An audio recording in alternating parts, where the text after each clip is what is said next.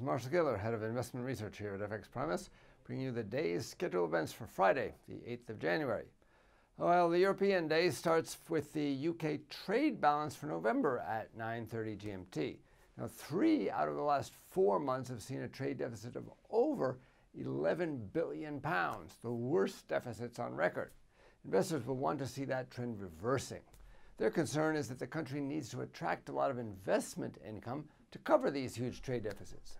But inward investment is likely to slow down as the vote for whether to exit the EU approaches, meaning that the currency would have to weaken. The market consensus forecast is for a trade deficit of $10.5 billion, which would be a slight improvement. Failure to improve, though, would probably weigh on sterling.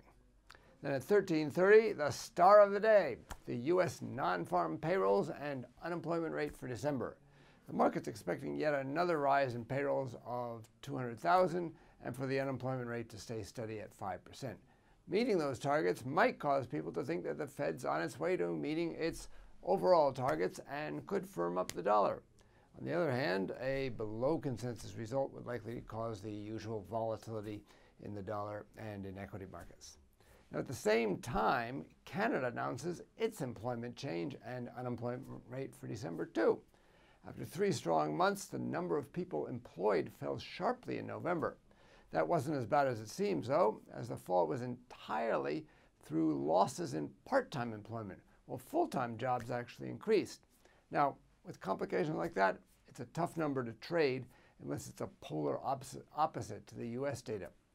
In any event, the market expects a rise in employment of 10,000 and for the unemployment rate to stay steady at 7.1%, which could be positive for the Canadian dollar. Then on Saturday, China announces its CPI for December. It's expected to accelerate slightly to 1.6% year-on-year from 1.5%. With the continuing focus on the Chinese economy, investors will be particularly alert to any weakness in this data. A lower than expected figure would probably hit equities and the Australian dollar. This is Marshall Gittler, Head of Investment Research at FXPRIMUS. Get more market insights on our education pages and turn your trading ideas into action with FXPRIMUS, the safest place to trade.